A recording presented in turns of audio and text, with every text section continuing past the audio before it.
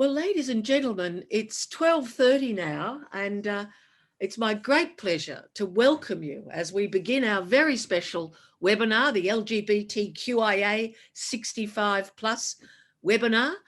It's all about equality for everyone. My name's Julie McCrossin, and it's my great pleasure to be your host today. And our event is hosted by Elder Abuse Action Australia, LGBTIQA plus Australia, and Compass Guiding Action on Elder Abuse, a fantastic knowledge hub you're going to hear more about. You can see some panel members coming in. Welcome to Paul Van Reyk. Welcome to Jude Munro. I think Joe Ball is going to join us as well. And we'll say hello to Bev Lang, who's our fearless leader here today. Welcome as you come in. Let me, before I start, acknowledge that we're broadcasting to you on Aboriginal land. I'm on the Gadigal land of the Eora people, and I know we have people from across Australia. If you want to tap into the Q&A section where you are, the name of the Aboriginal or Torres Strait Islander land where you are, and I know we have some international people. If you want to tap where you're coming to us from, that would be great. Just to let you know that we cannot see or hear you as participants. We're expecting several hundred participants to join us during the course of the next hour and a half, but we can see your questions or comments in the Q&A section. The chat is just for the panel members, so please put your questions in the Q&A section. And Bev Lang, our fearless leader, who you'll see, if you could wave to us, Bev, it's lovely to see you there. Bev is going to be our question host. She'll monitor the questions coming in, and from time to time during our discussion, I'll go to her to get questions. So we're on Aboriginal land, and I want to acknowledge elders past and present. And our purpose here today is to meet some great rainbow people and to share stories about what we're doing as we get older to protect ourselves from neglect, abuse, and the dreaded loneliness. So some personal observations. Also, we want to discuss issues that are of particular concern to rainbow people, or even particular benefits that we may have as a community as we get older. We're going to tell you about some fantastic resources, and of course we're going to answer your questions. And just a reminder, if you're just joining us, if you could put your questions and comments in the Q&A section so our question monitor Bev Lang can have a look at them there. With the resources, I want to acknowledge for intersex people that we have a very particular speech in our resources by Morgan Carpenter on intersex and ageing, and I commend that to you. Some quick housekeeping. The Compass Knowledge Hub, www.compass.info, is fantastic. And everything we're going to talk about is covered on that hub. We've got resources there curated particularly for rainbow people. There's going to be an opportunity for you to give feedback on that. That site is a work in progress. And there's information there too about service providers. As I said, Bev Lang will be hosting the questions, monitoring them as you bring them in, if you could put them in the Q&A. And Bev is Executive Officer of Elder Abuse Action Australia.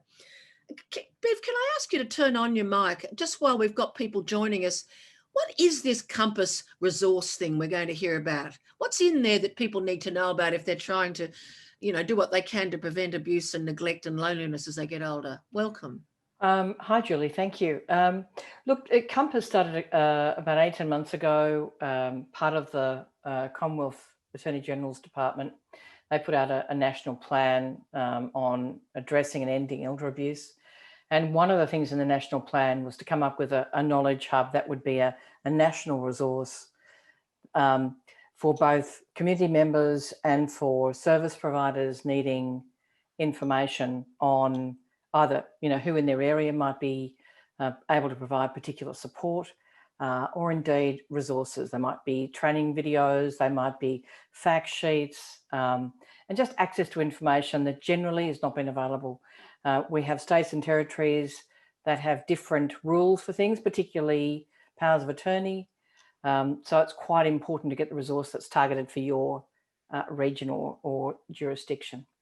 And can I just ask one more question before we start our discussion, and welcome as people join us here for this special Rainbow webinar on prevention of abuse, neglect and loneliness in particular. But you've got a kind of a lot of information about services, both home-based services, residential services, so that to help us find places that might be rainbow friendly, but also hopefully high quality and safe. That's true. That's an area of development for us, and I think for the aged care sector, to be honest, and I'm sure will be fully explored in this conversation today. But you know, as Compass matures as an organisation, I should say EAAA is only a couple of years old as well. So we're trying to best understand what the diverse communities around Australia require of us and this resource. And continue to try and augment that as best we can. And I should say I'm on a Darkinjung country up here in Central Coast, New South Wales. I don't want to miss that opportunity to pay my respects. And welcome to anyone else from the Central Coast. Well, thanks. Well, Bev will disappear now and she'll be monitoring your questions. Julie McCrossin, if you've just joined us. And just a reminder, we've got quite a few people coming in on chat with comments. Could you please put them over in Q&A so Bev Lang can monitor them? We can't see or hear you. She will monitor those questions. We'll get to as many as we can and we'll also answer as many as we can. I've got 3 lucky door prizes to give away for the most useful or thought-provoking questions. I decide, and I have a little rainbow bird here who will help me decide, and I will give away 3 $50 vouchers to Booktopia at the end of our session. But please pop those questions under Q&A, and all those chat people, if you could slide over to Q&A. But look, it's time to begin to find out how to stay healthy, safe in our older years. And it gives me great pleasure to welcome Paul Van Reyk. If you can wave at us, Paul, so we know who you are. Welcome to you. He's 68. He's a father of 6, a grandfather of 1, an activist since 1968, and active in many community organisations, including the Inclusivity Working Group of Seniors' Rights Centre. Can we give him the deaf sign clapping welcome from our other panel members that we can see? Welcome to Jude Munro AO, who's a co-founder of Gay Lib in Melbourne, which is fantastic, in 1972, a marcher in 1978, the alleged first Mardi Gras of Sydney that often cracks a mention, and a former CEO of Brisbane City Council. And by the way, Paul, how old are you? Can you just tell us, Paul? Yep, can you hear me? Yeah, I can. Good. I am 68. Yes, you mentioned that, but yes, I am 68. Oh, did I? I do beg your pardon. Jude, how old are you? That's all right. 69, not out. Fantastic. And let me... no, I think that's 68 and well and truly out. Well said, Paul. Well said. And welcome to Joe Ball, CEO of Switchboard Victoria. And also, Joe, welcome. You've been really active in the Australian Lifesaver Volunteers at an earlier stage in your life. How old are you, Joe? I am 40. You're 40. And as I said, the CEO of Switchboard Victoria, and we're going to hear in a sec some of the issues that come up from Rainbow people, but we've had a couple of chats. You're a little spring chicken there. It's got you thinking already about ageing, hasn't it? What's going on in your mind about ageing? That's what we're talking about today.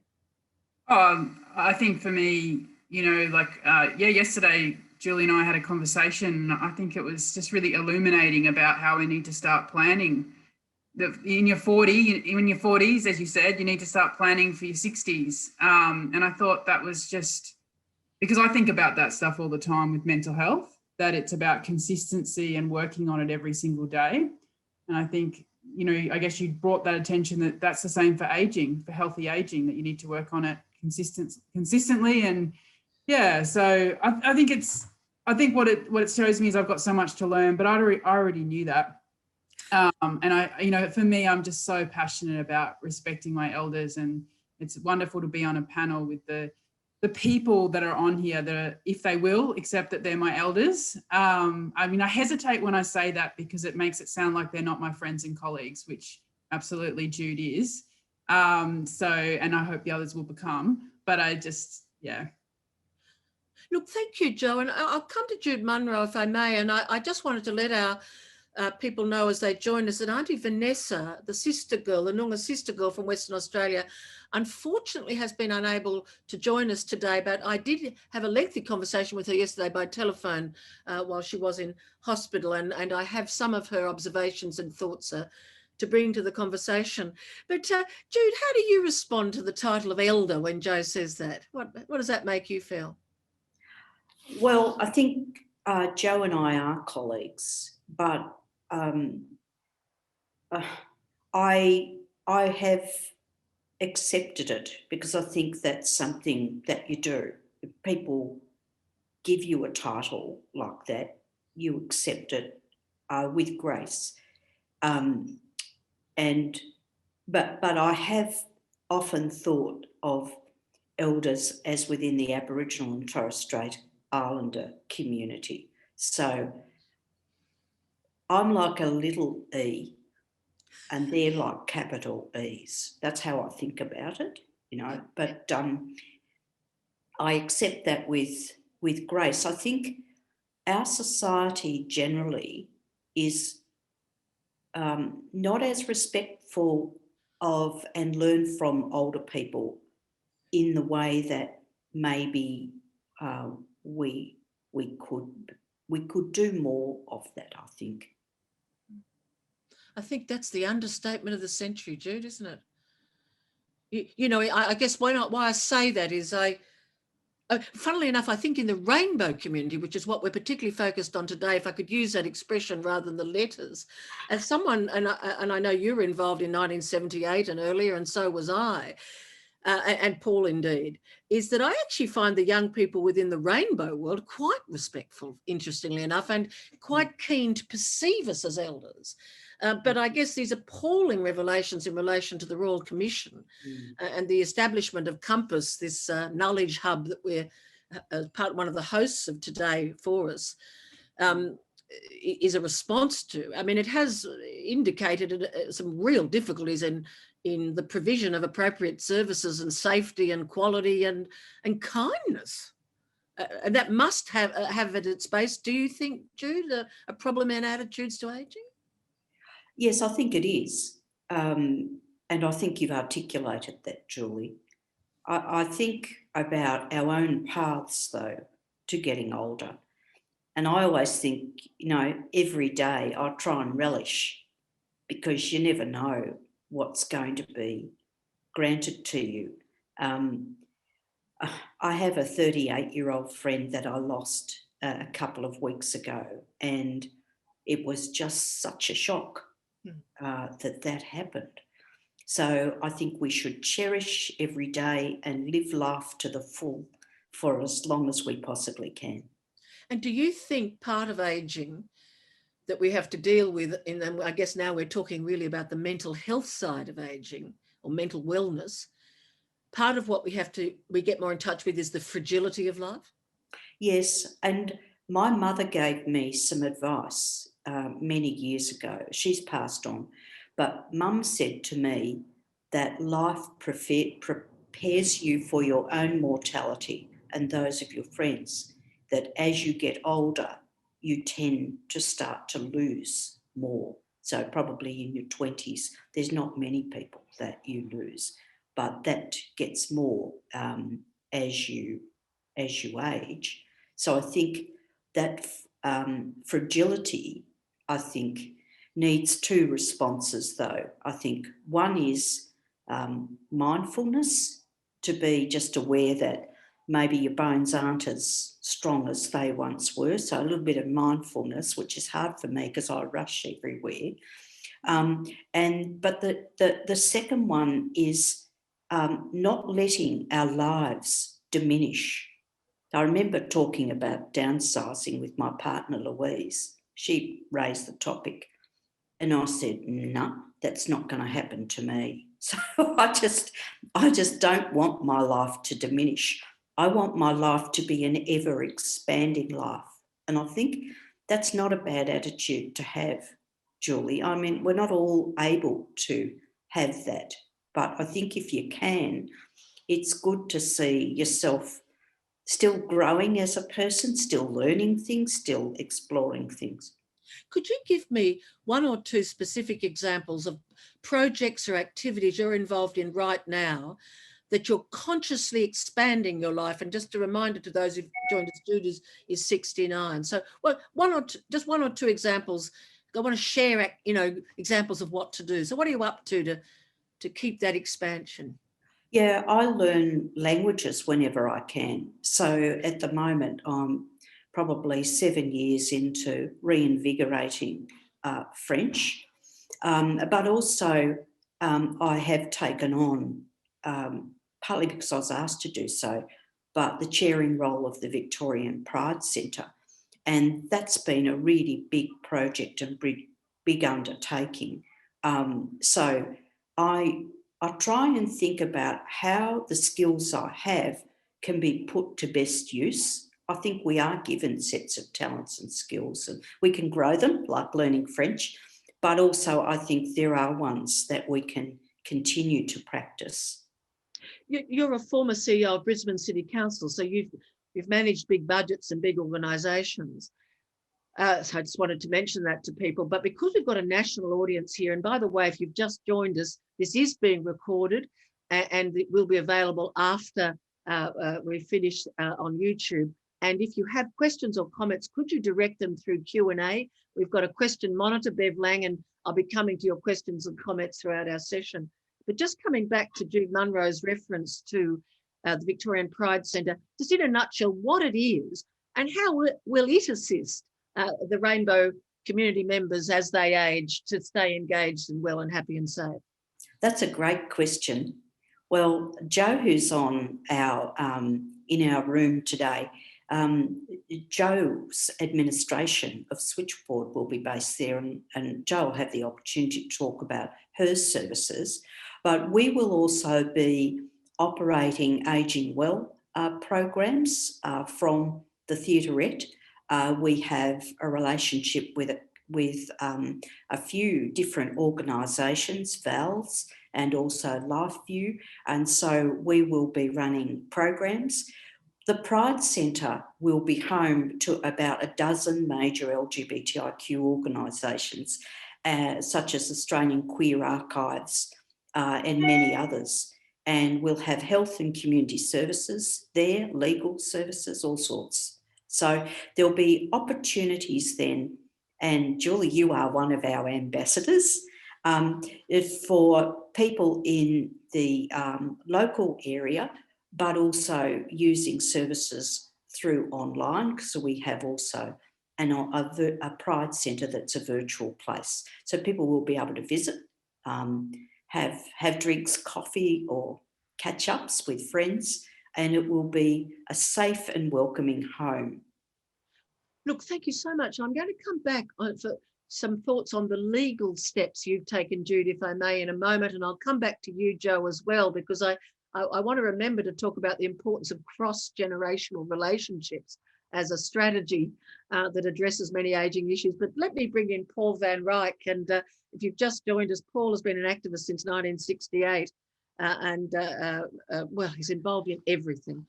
Paul, can I ask you, what are two or three things you've done to try and protect yourself from the sorts of dilemmas that you perhaps have observed other older people experience with or getting lonely, which is a rotten business? Look, I think there are, you can hear me, yes, I'm hoping, because Yes, I'm having a problem with my microphone, but anyway, they're typicals of the meeting. Hi, can you hear me? I guess I think for a number of gay men of my generation, our experience during the AIDS years threw us a skew ball that made us start to think about mortality, about health decisions, particularly about end-of-life decisions, earlier than perhaps the general male population does. And, you know, in preparation for today, I certainly spoke with a number of my friends who are in an age range close to mine. And I was, I think, pleased that they've all got wills. They've sorted out the power of attorney. Some of them haven't quite got around to their advance directive, which I think is a scarier kind of thing in some ways to do. So, I mean, I've got those things in place. I've had them in place for about 20 years now, certainly the will and the POA.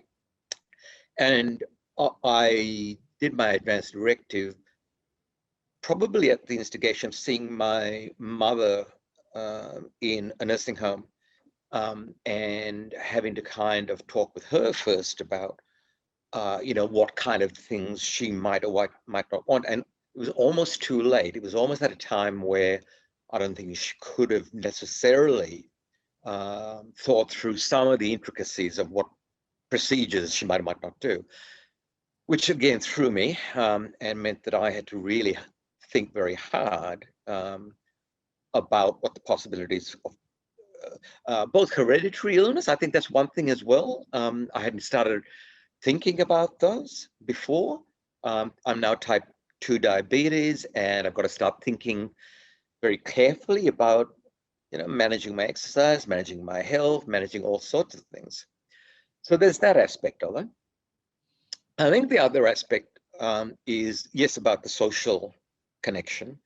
I increasingly can't go to a pub because I can't hear people who are sitting across from me. And it's not that I'm going or losing my hearing. I mean, I've had that tested regularly. But just the volume of everything that's going on just means I find it harder. And, for a gay man of my generation, that takes it out of it's still a very active social scene. In fact, sometimes I find it even harder when I'm with a group of eight friends at a dinner table. It can be really hard because, again, of the background noise. So socially, it really limits to some extent what I feel comfortable in for any length of time in particular. After about an hour of being in an environment, I just got to get out of there because I haven't heard anything. I've just felt cut off. I nod my head as if I know what's going on. And I hope that I'm kind of following the conversation. For me, Facebook, despite what has happened in the last week, is an essential communication. Julie, you would know, I'm an avid Facebook poster. I don't put a lot of personal stuff on there, but I certainly talk about social issues. I certainly talk about news. I talk about the food that I make. I post pictures of the food. We discuss recipes.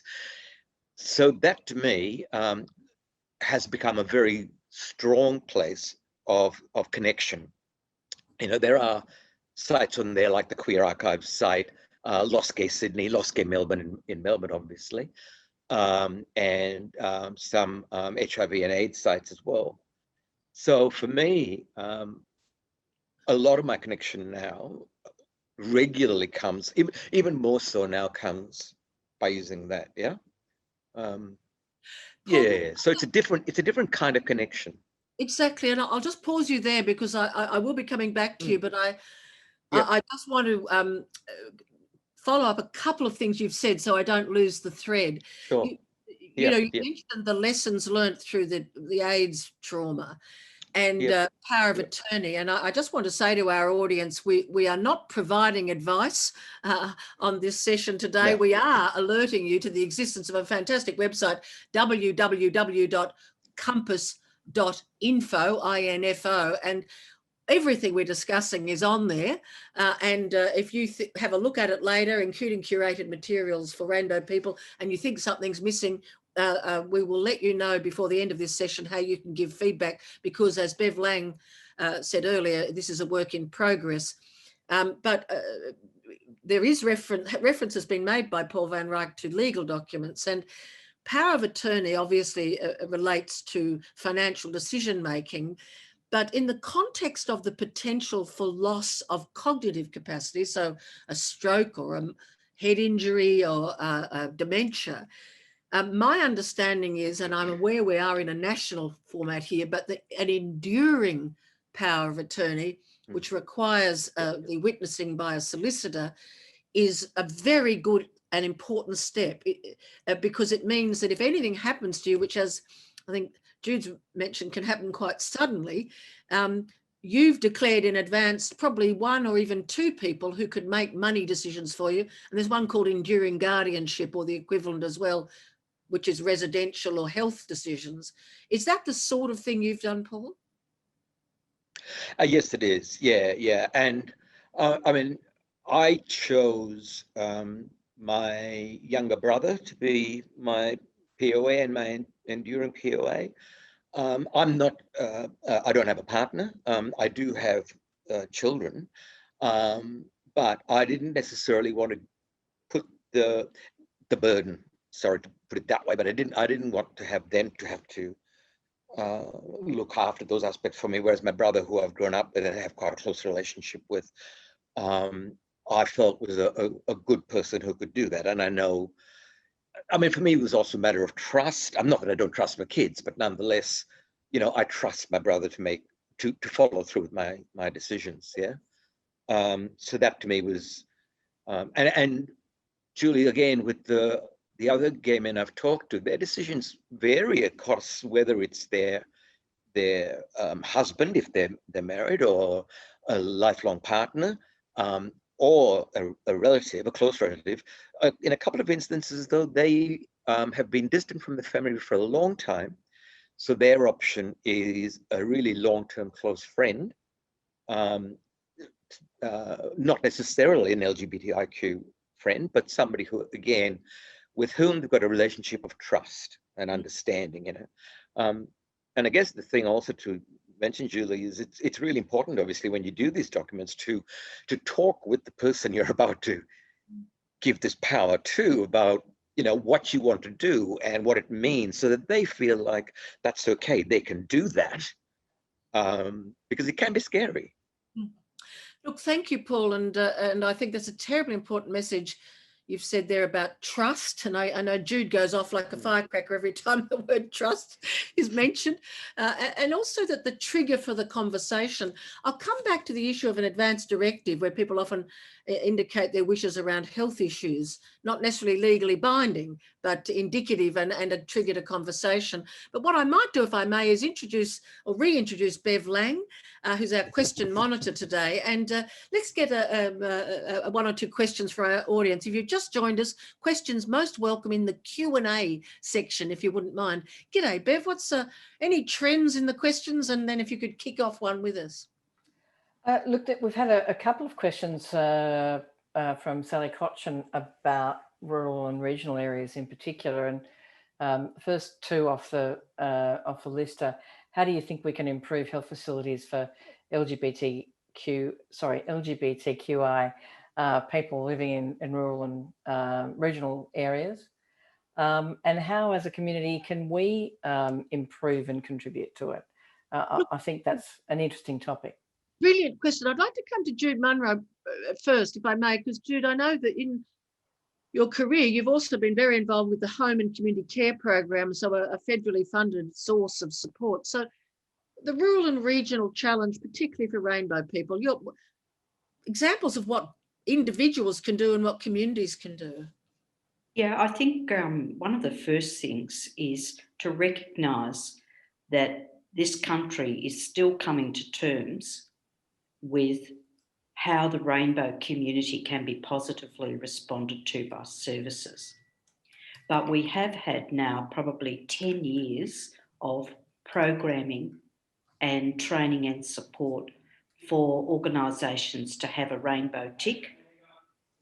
So that's, and it's now being regarded almost in a competitive way, Julie, with organisations. People who've never heard of it, in a nutshell, the significance of the rainbow tick and how it helps. There are matters around quality assurance that most organisations that provide care and support to older and frail people have to be accredited associated with that.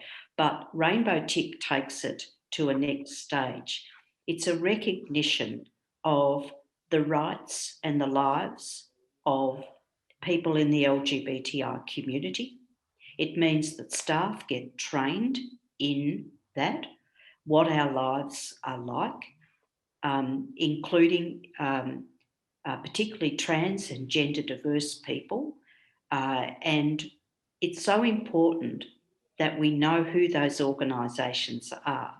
And so even within regional and rural settings, there are more organisations that are getting the rainbow tick. But we need to acknowledge it's a journey that a lot of those organisations are on. So in terms of what we can do, those of us who are associated with organisations, is to advocate for more organisations to become rainbow tick accredited organisations, Julie, for organisations to see this as being really important, because particularly as you get to more remote areas, more sparsely populated areas, they have to by necessity be generalist ones. We're not going to get as many specialist organisations that concentrate purely on the rainbow community. Therefore, we really need those to be inclusive organisations and to encourage diversity in their staff, and to really get to understand. One of the things I wrote down today is, I think one of the things we can all do to really go alongside the legal things that you've talked about with guardianship orders and other orders is to write down our life stories. I found that doing that with my mum was really important for her as she went into some early stages of dementia, but it was also important for staff to realise that she'd had a big life. And I want people, if I ever have to go into some form of care, to know that people know I've had a big life and I'd like that to be acknowledged. So this is what Rainbow Tick does. Organisations attest to the fact that that's what they're going to do. Look, thank you. I'm going to come to Paul, if I may, and I promise, Jo, I will come to you Sure. shortly. You're just so young, person, sorry, that's me. I'll get it right in a minute. Paul, we had a bit of contact with the Rainbow Tick thing, didn't we? Connected with Uniting. Yep. Your thoughts on rural and remote and the role of Rainbow Tick or other strategies? And my apologies, don't forget. Yeah. I will improve.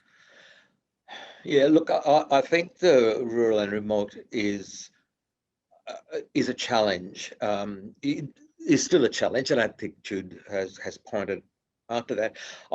For example, again, a number of gay men of my generation, particularly with HIV, moved out of Sydney. You know, they wanted to have a quieter life in rural settings, the North Coast particularly, but also down the South Coast now, and I know a couple out in Queensland as well. My conversations with them have always been, what are you going to do if you need elder health care? And they have recognized that there's a level of it which they can still get from their local, well, their regional or district service, but that they may have to change their lifestyle yet again, and coming into a larger town or a metropolitan area to deal with not just their health issues, but certainly the discrimination issues around them. And I think that's something that they know, but can't quite yet approach. Yeah.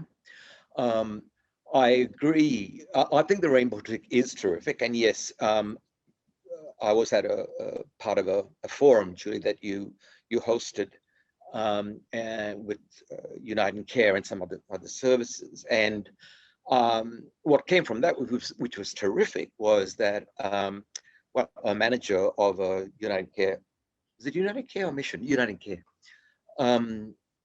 Asked me to come and sit and talk with her about what we could do in terms of signifying that their aged care facility was welcoming.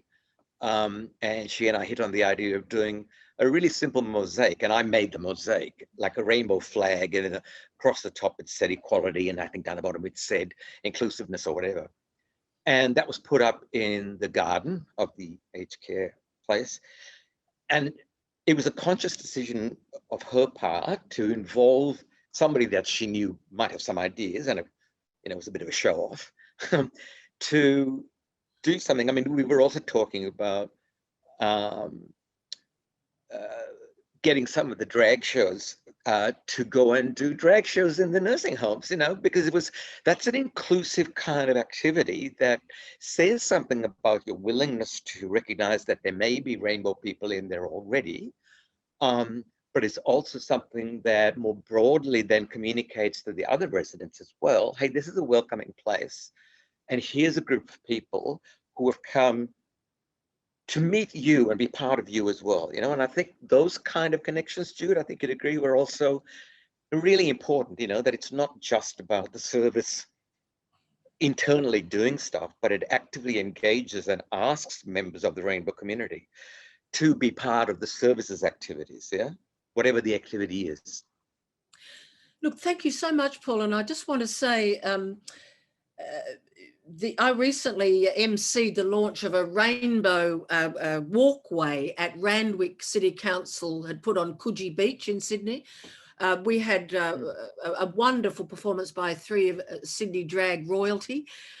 Families with children and dogs were queuing for an hour and a half later for a photo opportunity with the drag queens. And why I mention this is, one, because I want to remember to ask Jude, but I'm going to come to Jo now, but later, about the role of local councils, because that can bring in the rural and regional area in the provision of services, but also in the rainbow sympathies.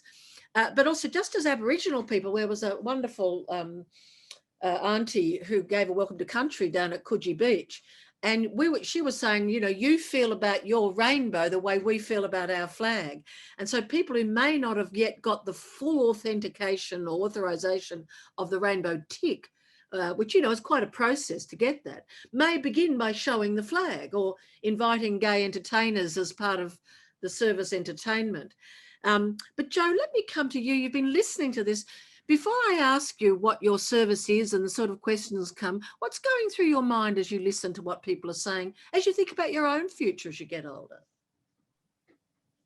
I think that rural question is something I feel really passionate about. In 2017, 2018, I was lucky enough to travel with the Victorian Commissioner for LGBTI communities, Ro Allen, and I personally went to 24 regional towns. They went to a few more. And one of the experiences that I had on that regional tour that has always stuck with me was how many LGBTIQA+ people want to stay in their local areas, and the real pain that regional people feel about being forced out, and sometimes the devastating effects of being forced out.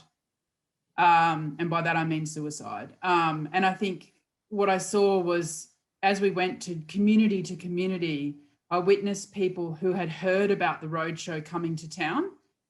And I saw people who actually lived in Melbourne coming back to their local area and being like, wow, my local council is hosting the commissioner in our regional capital. And they felt like, I watched this bit, it will always stay with me, this grown, this older gay man in Gippsland crying about the fact that he never thought there would be a day he could return to his community, and that he felt like this was a watershed moment. The mayor, senior people in the council were there. I'm not sure if it was the mayor, but anyway, very senior people were there.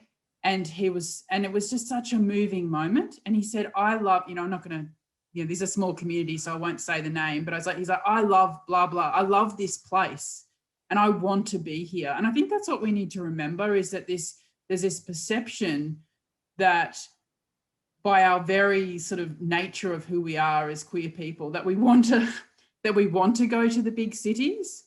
I think, and by the way, happy Mardi Gras, but I think Mardi Gras in some ways can play a role in creating that idea that we want to be there, and the cities are our desired place. In many ways, they're the place that we feel we're forced into. And I think I've been so moved over and over again by things like, the Hay Mardi Gras, like people doing these regional Mardi Gras, out in Shepparton. I mean, Chill Out's now a massive institution that's been around for decades. But the ones that are popping up, Castlemaine Pride, you know, I mean, I'm a bit Victorian centric here. Let me throw in Wagga Wagga and Dubbo, which is Western New South Wales. This, and if I could also mention, because I'd love to know if there's another state, a Victorian equivalent, but you know, we have the AIDS Council of New South Wales, and they do amazing work in outreach around health, including a trans person called Teddy Cook, who does the fantastic work across New South Wales. And I'm assuming there are some sorts of equivalents in other states and territories. Oh, look, there's only one Teddy Cook, but I think that there is, obviously in Victoria, we have Thorn Harbour Health, which is the old, you know, it was just changed its name from the Victorian AIDS Council, and they have targeted outreach programs in Bendigo as one place, but they're sort of the inheritor of the sort of the Rural AIDS Network, and I think we ran the Rural AIDS Network back in the day. So they definitely do heaps of pushing out into the community. Switchboard, we're a statewide service, but I think... What do you do, Joe, at your Switchboard? And 2 or 3 issues that come up to do with older rainbow people you think are relevant to this conversation? Yeah, look, I mean, if people haven't heard of Switchboard Victoria, you know, we've been around since 1991, which makes us 30 years old today. Really? Happy November. birthday. Yeah, happy 30th. It's a big, I think we've stopped being youth now as an organisation, 30 years old. And we were born out of, like most of the organisations, we were born out of the AIDS pandemic. And, you know, and tragic, you know, I recently went through our archives as I was packing ourselves up for our move to the Victorian Pride Centre, and reflected on our early volunteering years and read newsletter after newsletter listing volunteers who were dying of AIDS. So, you know, I think we were definitely born, you know, we are born of that time, and owe a lot of legacy to those amazing volunteers back then. Look, we're a phone service. That's where it comes from, Switchboard Victoria. But today, in our 30th year, we are now a service that we have a dedicated LGBTIQA+ suicide prevention. We are Australia's only LGBTI family violence helpline, which is Rainbow Door, which is also a mental health, but it has family violence workers who staff it, as well as mental health workers. We have a queer and trans intersex people of colour program. And we run our older people's program, which is called Out and About. And that's a community, it does many things. It runs a community visitor scheme for those who are online and know what a community visitor scheme is, but it also builds capacity in mainstream organisations to respond to the needs. And we run events with the needs of older people, our older people in our community. But we also run events, and I proudly say that we organised a bus in last year's midsummer and had people that for the first time, 65 plus, who've ever been able to go to Midsummer, and they would never have been able to do it without a bus. And as most people know, Midsummer is in midsummer. So the complications of heat and walking, we managed to get a nice air conditioned bus that picked people up and drove them. And that was amazing to see people that in their own lifetime would have known that to walk that route, you know, was a hard fought battle. And for many people, they never imagined they could ever be a part of Midsummer. So that, you know, that's us today. And I'm, you know, really passionate about our older people's program, and I see it. So in a nutshell, what do you do? Yeah, so we visit older people. We match older people who live in aged care or in their own home with volunteers who go and visit them in their homes and provide a friendly visit. And, you know, it's a beautiful program. We talk about it as being intergenerational friendship. However, we have certainly had instances where the visitor is older than the person they visit. So, we visit, as many people know, we do visit people who are in their 50s because, you know, there are people in aged care facilities who are in their 50s and 40s and 50s. So we'll visit anyone in the aged care facility who wants to be visited and makes up part of our community. And, you know, that was an extreme struggle in Victoria during COVID, visiting people. I'm sure people understand that. We had to resort to virtual visiting, which I can tell you people don't understand that you know, sometimes we talk about the complications of older people learning technology, but you add dementia, 1/3 of the people we support have dementia. And so the virtual visiting was very complicated. And unlike other states, you know, we were in aged care facilities in Victoria were locked down for months and months on end, longer than the general community. We had participants in our program locked in their bedrooms for a fortnight. You know, it was, anyway, we're still unpacking that. And I still want to talk about that because we've got to do something about aged care. All of us need to do something about aged care as advocates in this space. Yeah, that's our program.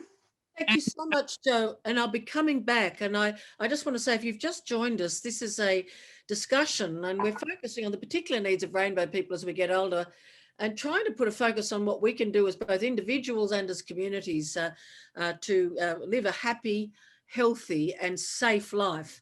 And if I could just summarise a couple of things that have been said, and then I want to come to Bev for another question. Questions and comments in the Q&A. We're obviously not going to get through all of them, but the website, www.compass.info, which is one of our hosts today, Bev Langer, the Executive Officer of the association responsible for Compass, is listening. We're taking all the notes and the questions that you're putting through the Q&A, and we will be endeavouring to reflect what we're learning in that website. And I just want to note we've had reference to deafness and the problems of hearing and the critical importance of getting your hearing tested, having a baseline, and then getting it regularly tested so you know when to get help. But I think also from terms of what we can do as a community to hold some events in places that are not noisy, so as older people can gather, we can hear. And I've been part of some consultations run by local councils around Sydney for rainbow communities, and the most common request, the most common dilemma that was mentioned was loneliness, and the most common request was, could council run opportunities once a week for a shared meal in a place where they could hear each other. So again, if people are listening and thinking, what can we do? You know, have a rainbow flag in your service and an Aboriginal and Torres Strait Islander flag, and hold some weekly meals that are really cheap, if not free.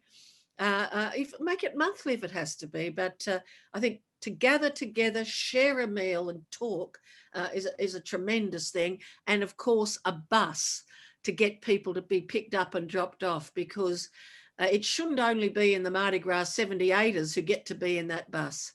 And access to health is almost all transport, city or country. That was a little bit of a rave, but I hope you felt that was relevant. Bev Lang, another question or comment, please. Look, it's interesting, Julie. There's been a number of comments, as people might be seeing, and questions on the Q&A about, you know, what we can do as members of the community, but I think also what we should be expecting of the policymakers and governments and deliverers of both home care services and aged care. And I don't know whether you've noticed, Jo, but there's a plug for Switchboard becoming home care deliverers. I don't know what you think about that, but we'll park that and I'll forward it on to you later. I will say, just in addition to Julie's comment a moment ago, we will collate the questions that are in here and try and provide, and interestingly, there's not a lot of commonality, there's lots of different questions. We'll put out a Q&A, publish that on the site. Might take us a few days to compile all of that. So someone's asked earlier whether we're going to share the Q&A at a later time or publish it. But we will certainly try and package that up and give you the answers you're requiring, because some of the answers may not be known by the panelists, but certainly we can try and pull that together, and we'll include links to places where you can get that sort of very targeted local jurisdiction-based information. But I've got a question from or a comment and a question from Roy Starkey. Very few service providers have sexuality policies and protocols and view sexuality as only a problem when something goes wrong. How do we lobby the quality standards to include a sexuality policy? And I think that's probably being targeted to the whole panel. Thank you so much. Paul van Reyk, can I start with you? Because I know this is something you've given thought on and was discussed with Uniting Care, who I think are one of the largest providers of aged care support at home and residentially in Australia. So your thoughts, both as an individual, what you want, and also the lobbying that needs to be done. Yeah, look, there was a time when, you know, it was sort of a joke among us when we were younger that, yeah, what we wanted was a aged care home that was run by, you know, nice muscle-bound boys with towels around their waists, just to kind of acknowledge, well, Julie, I mean, you know, people in the aged care sector and people who work with people in the aged care sector recognize that sexuality and sex is still really a difficult area for aged care to come to terms with, you know, really. And yes, because it kind of, what can I say? The very notion that an older person might still actually have an active sexual desire and drive, and that there needs to be some way of dealing with that, you know, is difficult. I'm reminded, and I don't know whether she does this, but I'm reminded of my mate Julie Bates, you know, who is a long-term sex worker activist and so on. And I do recall that we had a conversation once about how, you know, there were some sex workers who worked with people with disabilities, so they recognized that people with disability have as much right to have sex as anything else, anybody else. And I kind of wonder, you know, to what extent an aged care service would feel comfortable about saying to an older gay man, or in fact a lesbian, or any LGBTIQ person, what, you know, we are open to you being able to address your sexual needs in a way that, you know, is respectful of the others, obviously, in the area as well, but really is also respectful of you. And we'll do what we can to make that happen. So I think that's still a very big area. And for me, it is that endemic thing. As I said, it's a wider policy issue for aged care services generally, and not just for LGBTIQ, but particularly and then for us, because it's look. One of the things I think also, Julian, I'm trying not to be discriminatory about this, but the aged care sector is drawing now heavily on casualized workforce of persons from cultural backgrounds that are still uncomfortable about sex and sexuality. And I think it might be fine for your kind of manager level to feel comfortable about it, but they're not the ones who day by day are having to wash somebody, listen to what they're, you know, saying. I think unless the training kind of really gets to that level and really looks at how we broaden the range of people in an aged care setting who are comfortable, we don't get very far. Yeah. Yeah, I'm problematizing it, but I think it is really that too often, I think, education stops at like a professionalized level and doesn't actually get to the day-to-day persons. You know, it's also with visiting home care type services, you know. I would never want to have to pull down the painting that Gareth Ernest did of a naked guy with his dick showing from my bedroom if I was getting a home care package delivered to me in my bedroom. You know, I would not want to do that. My bedroom is my sort of gay male image sanctuary. But would, you know, yes, the rainbow tick is great if it actually gets to that level of being able to be comfortable with the service. They're not going to look askance. They're not going to kind of make, because people can communicate their uncomfortableness even though they're trying to be inclusive. And I think that's kind of the barrier you have to get past as well. Thank you so much for those reflections, Paul. Tremendous. Just before I come to Jude and then to Joe, I just want to mention that You know, when we're talking about residential aged care, it's well known that there is still a proportion of quite young people with physical disabilities who are living there. And why I mention that is this coming Saturday, the 27th at 2 p.m, I'm hosting as part of the Mardi Gras Festival in Sydney, a queer thinking session called Dating When You're Different. And I've used the expression dating, but it's really about 4 different people coming out and finding their place within the rainbow world. One of them is a young woman, 30, called Emily Dash, with a very significant physical disability who uses an electric wheelchair. She's made a remarkable film called The Cards I'm Dealt, only 5 minutes, which will be shown. This is available via Zoom as well as for physical attendance. So it's 2 p.m, the 27th of February. If you Google queer thinking, dating when you're different, you'll see it. Why I mention that is Emily will be talking about sexuality. And I have attended a number of conferences for people with disabilities of all ages. And my understanding is sex workers are brought into a number of residential services for men. I've yet to meet anyone who's seen any examples of women being supported in that way now, and there could be many reasons for that. And I don't know that there's good quality research. I'm not aware of it. This session today may raise more questions than we answer, but I just wanted to put that on the table. Jude, your response to this question of sexuality, both as an individual and as, you know, what do we need to do? I think there's the comments I would add to Paul's comments in the area that any residential care setting, whether it's even out-of-home care for young people, residential care for people with mental health issues or psychiatric disability or physical disability or older and frail people, all residential care settings have dealing with sexuality is an issue. And Paul has really beautifully covered all of the issues there. What I would like to raise is the question of identity, because I think next to sexuality and alongside that is identity.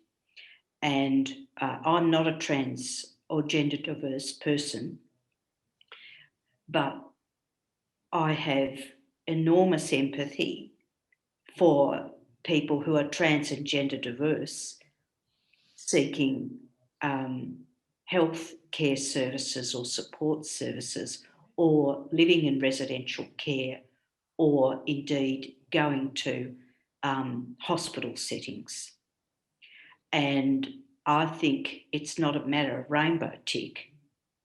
This is an issue, and I understand some of the pressures, particularly in hospital settings, you know, people needing to have what the acute issue is being dealt with, but people's gender identity not being respected, and for intersex people not being conscious that, and I can't remember the actual statistics, but I think it's something like 43 varieties of intersex, and you know, it's really 1 in every 50 people has some sort of intersex variation.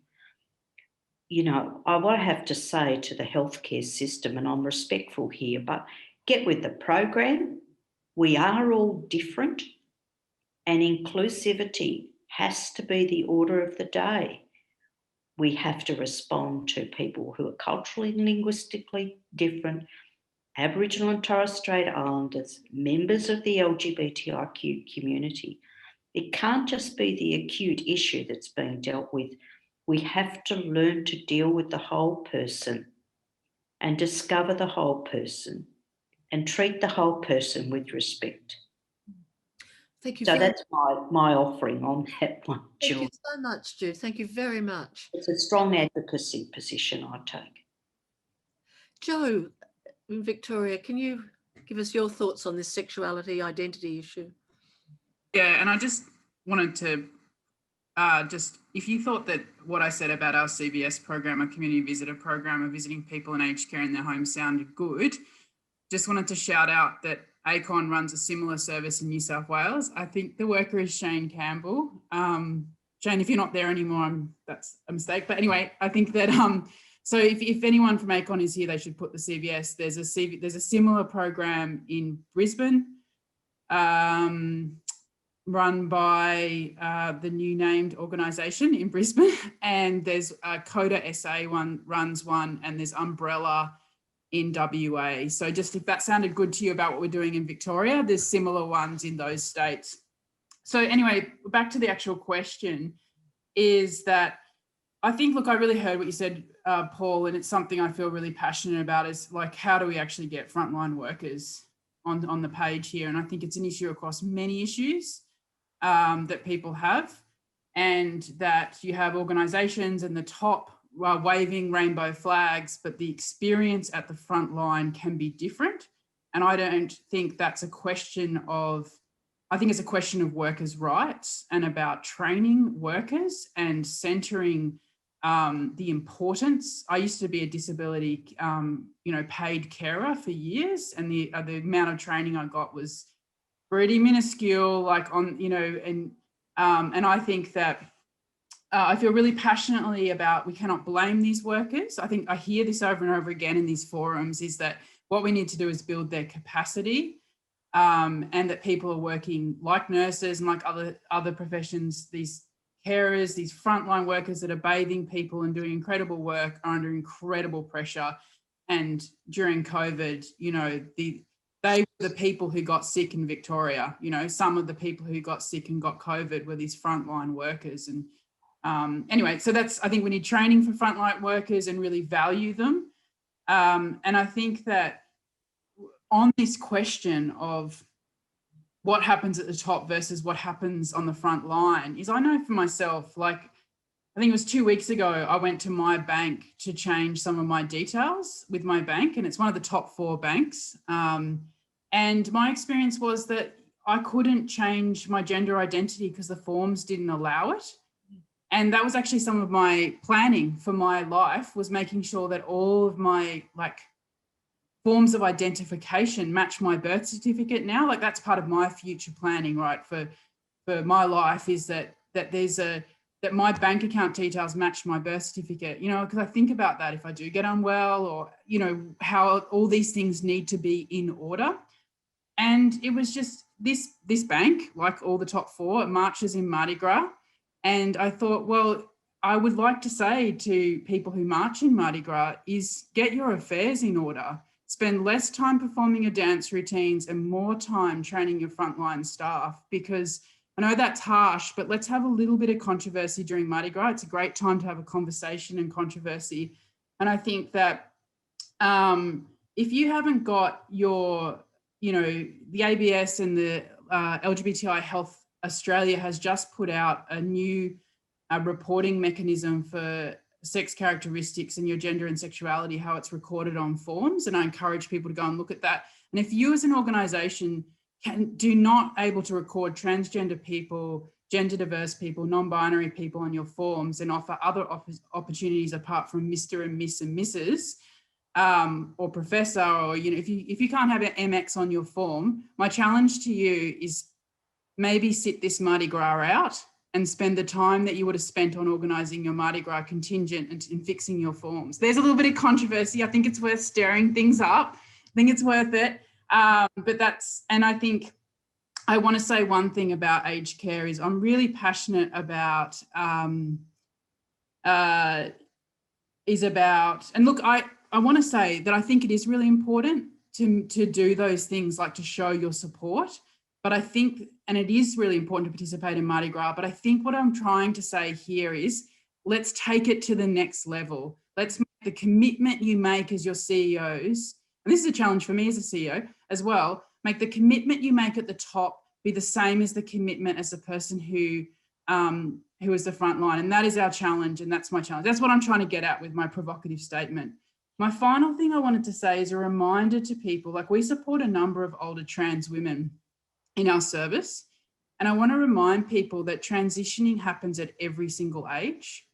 And that's something that we forget. We've supported a number of people who are transitioning for the first time in their life in an aged care facility, as in they are dressing in their chosen gender, in their real authentic self, and getting on hormones for the first time of their life in an aged care facility. So let's not forget that it's not necessarily all about what gender you enter aged care facilities as well. It's about who you become. For some people, that's a time where it, for whatever reason, that's the time that they can transition. So I'm really passionate about remembering that trans issues are not issues for youth.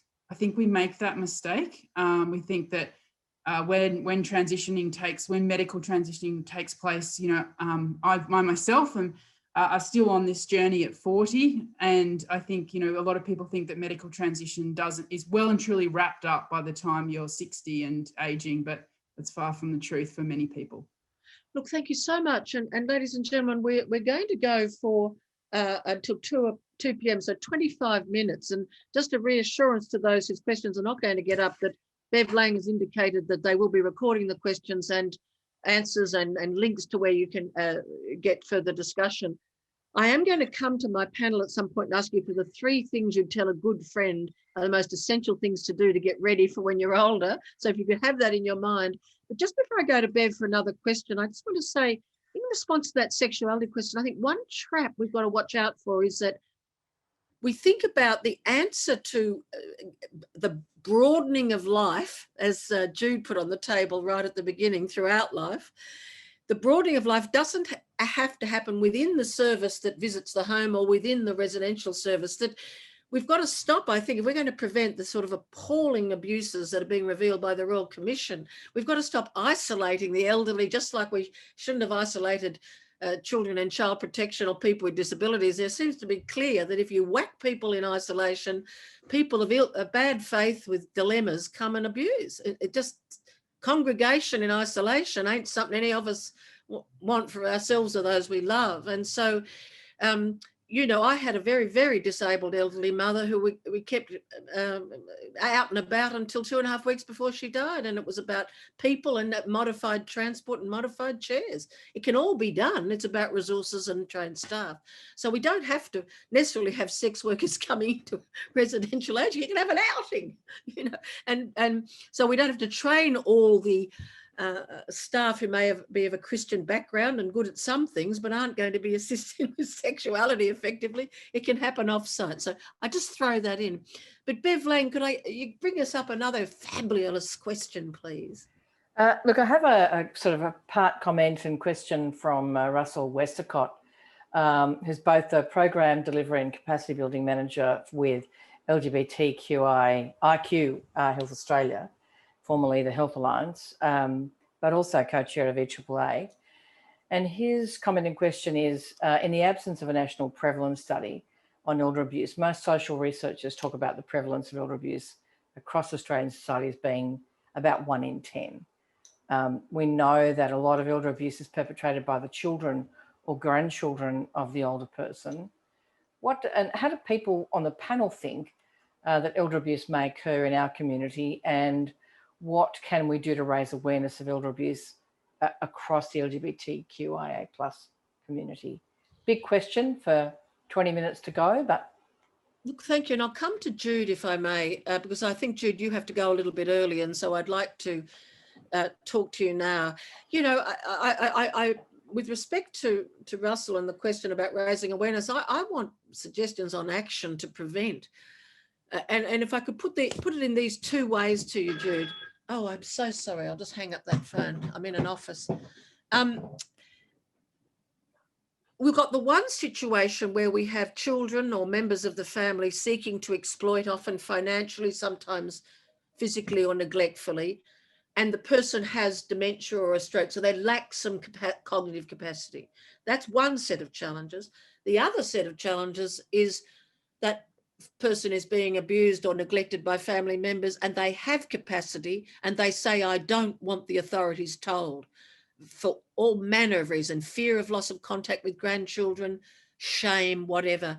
So I'm just wondering your thoughts on what we can do to both to prevent it happening to ourselves, but also to respond if we see it happening to others, whether the person has capacity or not. That was complicated, but I hope that made sense.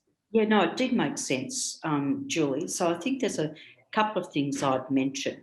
So the will, the enduring power of attorney, those things, and also can make some of that explicit.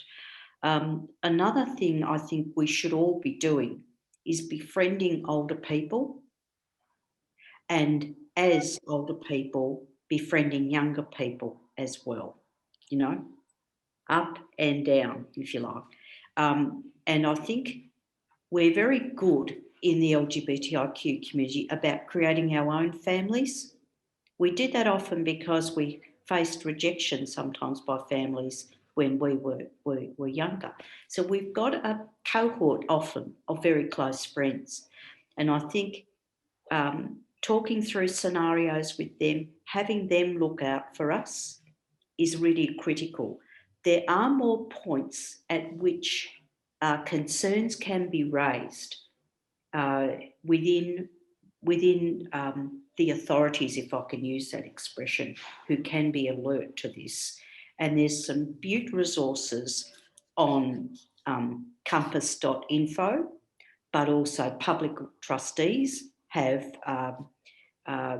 resources around elder abuse more generally, because everyone faces it. So I think there's some things we can both prepare, prevent, and deal with at the time, Julie.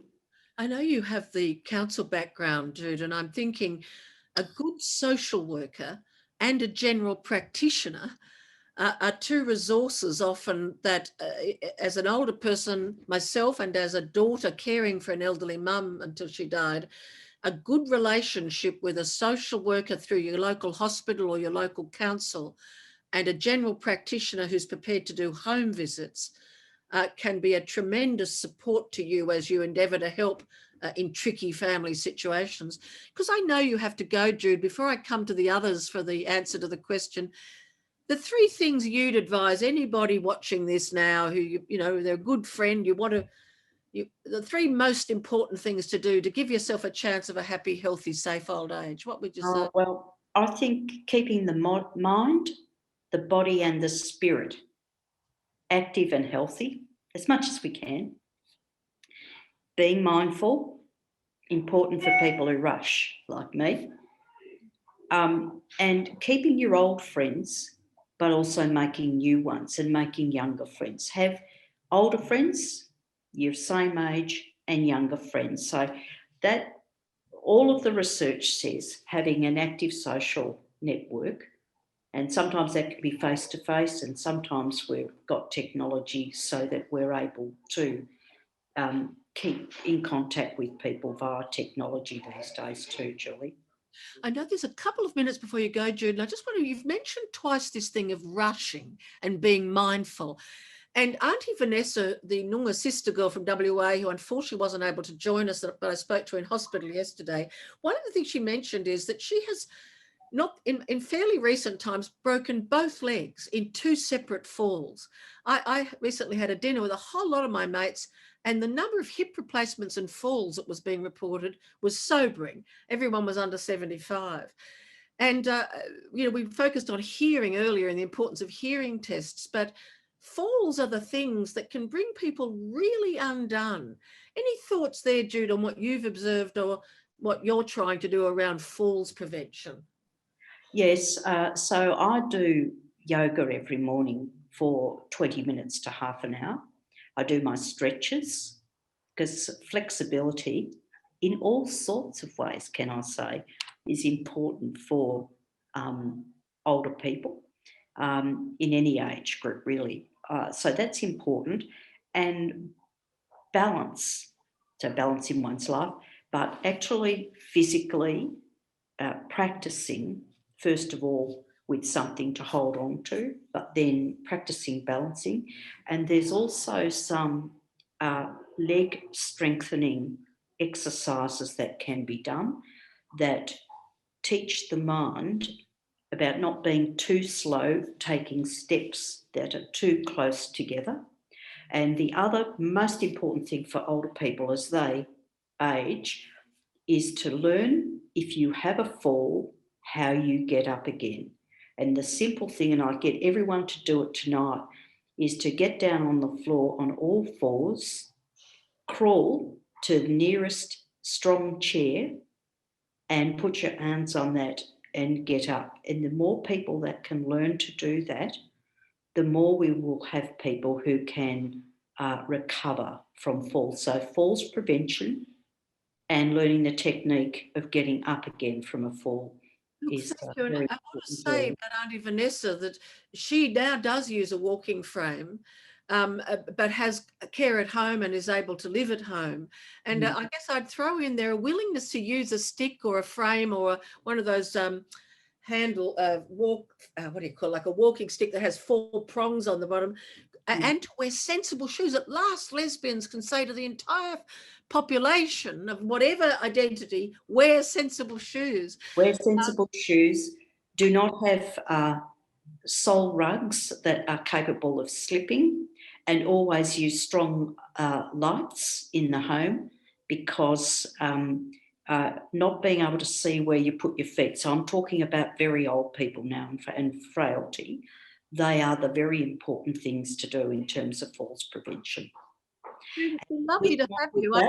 I know you need to go, but if we could give her the deaf sign clapping, and thank you so much for your contribution. Thank you. Thank you so much for hosting today, Julie, and to my panellists and to everyone out there in virtual land, and to Compass.info. Don't forget that resource. That's fantastic. Thank you. We look forward to coming to the Victorian Pride Centre when you open up. Thank you. Wonderful. Bye. Bye. Bye. Jo, can I come to you on the question that was asked, please? I've gotten a little bit lost about what was asked because we went through to some. Oh yes, I'm sorry. We went into other things. Bev, can I just ask you to give us the question again, so that I make sure that we give it exactly as the person gave us, if you're still there with us, Bev? I am indeed.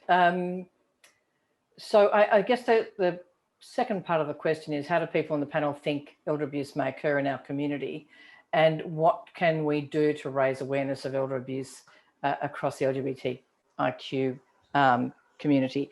I guess it's particularly in context of, we're assuming until the prevalence study comes out later in the year that most perpetrators are adult children or adult grandchildren, whilst many more in our community are having children. I think the stats would be still quite low compared to the broader community. So where is that abuse occurring? We know it's fairly invisible. Where is it occurring? And I guess, as I understand it, Bev, from what we know in the broader community, it is often people known to the person and often quite close. And so that may well be a factor for us as well. People who tend to know what's in our bank account and how vulnerable we are, to be honest with you. But Jo, your thoughts on that? Yeah, look, I mean, we're a family violence service at Switchboard, and we also identify elder abuse when we go out to visit people, like in the Out and About program, when we go into people's homes and visit them in aged care facilities, we absolutely come across abuse and have escalated it at different times.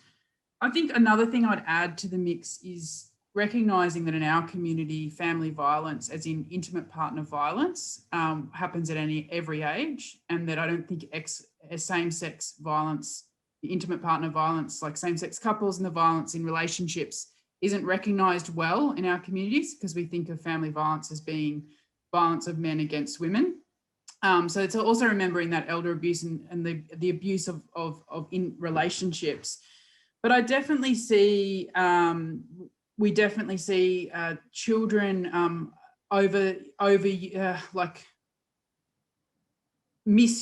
completely misusing guardianship, or even not necessarily having guardianship, and using their influence as a child with aged care facilities, through having conversations with the aged care facilities and saying, this is what my mother is not my mother, it's my dad, and I want you to call him by this name. And aged care facilities having a hard time about, understanding trans identities, We've definitely seen people being put in aged care facilities, and all the clothes that they've been given are of the gender that they were assigned at birth and not the gender they have lived their life in. That kind of abuse, I would say we definitely see that too much. I think there is an issue in our community about how we feel like we deserve the abuse. And I think, that is an issue across communities. But what we see in some of the older people that we support, that they feel like they have to put up with the abuse in order to have their children in their lives. And that, and in some way that they have deserved it because they've been a gay man, and therefore they have deserved that. And, or they deserve it because they've transitioned late at life and they deserve the wrath of their child.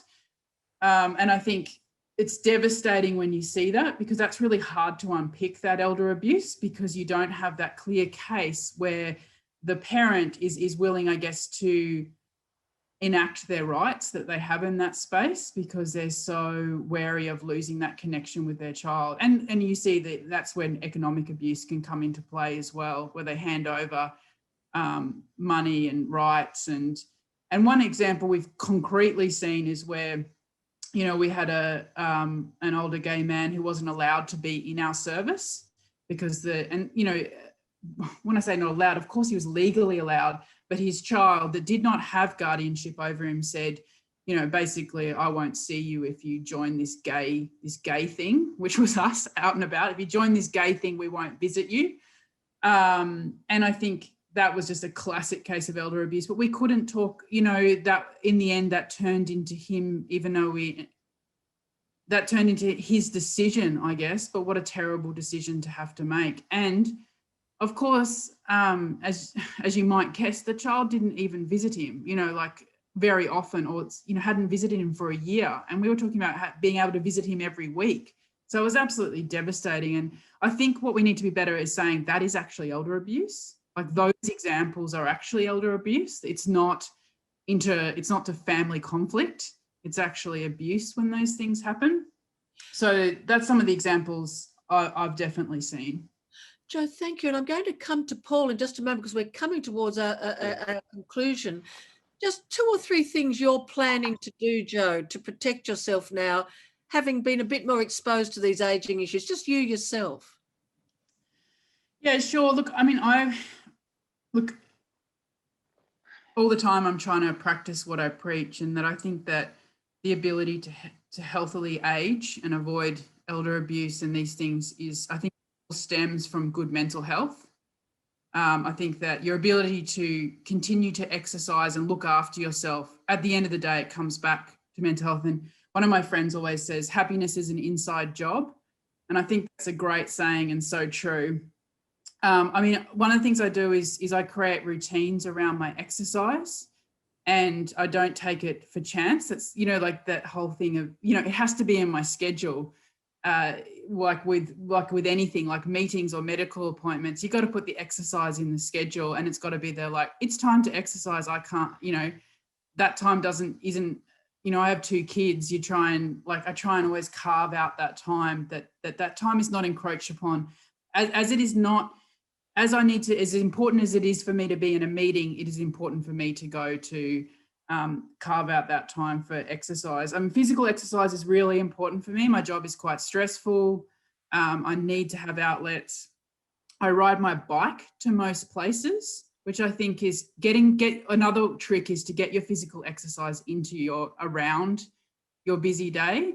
So riding my bike, Melbourne's very flat, so it helps. I'm going to ride to the Pride Centre. It's quite flat between where I live and the Pride Centre, but it's a 40-minute ride. And I think that consistency, but also fitting it around what you do every day. And I think it's important. This is my biggest tip about exercise, is do something that you actually enjoy. It sounds so silly, but people often do the exercise that they think they should be doing, like I should be running or I should be doing yoga. But the most important thing is that you enjoy it and it's consistent, and you can only keep up consistency if it's something that you enjoy. So for me, I really enjoy bang in now, Joe, just to manage the time, but I cannot thank you enough for emphasising exercise. As a MC of endless health conferences, exercise helps to prevent literally everything. And that's a brilliant key point to have towards the end of our session. Paul, the prevention of abuse, your thoughts there within our community. Okay, a couple of things of that. I certainly think what we've done today is fantastic, because it's opened up a conversation with the people who've been part of the listening or asking questions. And I think I'm a great believer that having those conversations, putting it out there into public spheres as that kind of community consciousness raising, if you like, both for the elder person, but let's not make it all my work, the other person's work. Thanks very much. My challenge to people on this call who are not elder person, or in fact not LGBTIQ, is initiate the conversation with the person that you think this might be useful for. I can't stress enough how important it is to make that conversation happen. And it might not work the first time, but at least you have indicated that you are open to have the conversation. And that means that it can be revisited. The other thing I will stress is put it in writing, get it in writing, that is just saying something to somebody is not going to hold up, as we know, right? And it's when you're getting in writing, don't just make the person who's most immediately concerned know it's in writing. Give it to some other people as well, so they know who you've got as your POA. They know that there is a POA, and that they can, if necessary, advocate and say, no, I know there is this thing,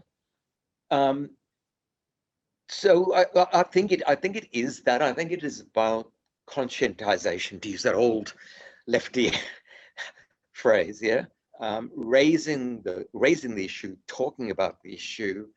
And then look, I had a look at some of the tools on Compass, and a really simple thing that I love on there is the 10 questions to ask, of an aged care provider. Really simple questions, And even if all you did was take that and put it on the table and say, answer these questions for me, massive intervention in the system. Thank you so much, Paul. Just before I hand back to Bev, I want to thank Elder Abuse Action Australia. I want to thank LGBTIQ Plus Australia and also Compass for hosting this today. I think it's a fantastic beginning, and hopefully we can do more of it.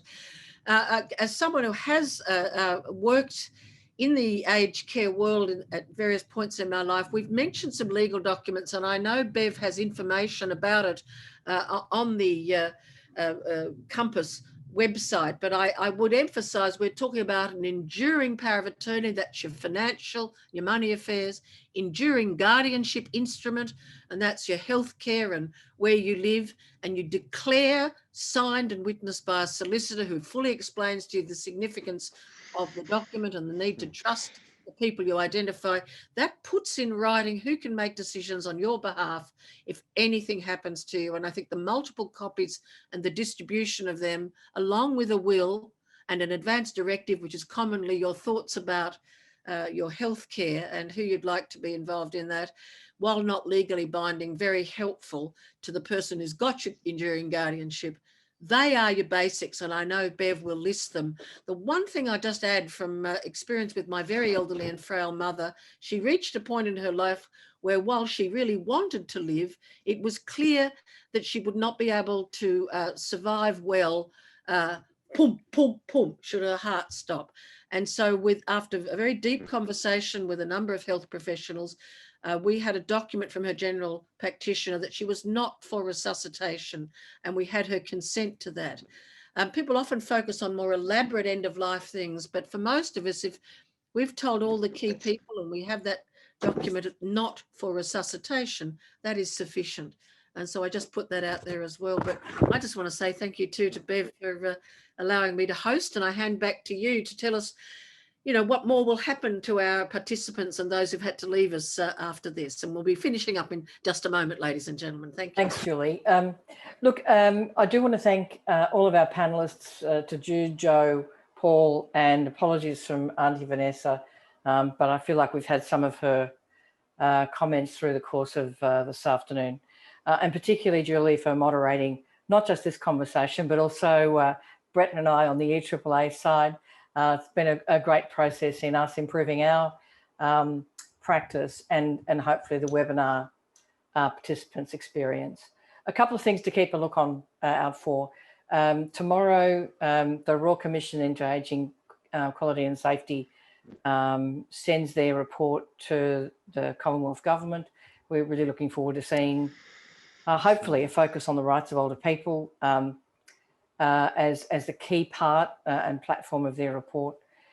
There's a national prevalence study that is due on the abuse of older Australians that is due for release May, June of this year. We're looking forward to that, and hopefully also some information on the economic cost of elder abuse. I note, as people have mentioned, that states and territories have their own and different instruments in relation to all the enduring documents we've mentioned today. So please make sure that you check in on, on Compass or guardianship tribunals or public trustees in your state or territory to make sure you understand what you need for your own circumstances. There's a whole piece of work we're doing to understand information that's required for people, that we need to provide for people regardless of language spoken, cognition, different abilities, etc. And we're exploring that over the next 18 months or so. A quick plug for a conference we're hosting along with CODA Tasmania in February next year, the 7th Elder Abuse Conference in Hobart, if anyone's feeling like getting out of state and hopping into a little aluminium tube. I've posted a couple of links, one on a quiz that Every Age Counts asks about how ageist you are. I think it's a great thing to test your own responses to, and really look forward to sending you out a whole lot of information and links to the resources that everyone's mentioned today and are captured in the Q&A. Fantastic dialogue today. Thank you again to all the panelists and to you listening, and to Julie for moderating, and my team on the EAAA side, Katie and Brett in particular. Well, ladies and gentlemen, thank you, Bev. That's the end of our session, everyone. And thank you so much for being with us. And when the recording is released, please spread it to people who think will be interested. So if we could all do a little clap and we click leave, I think. Bye-bye, everybody.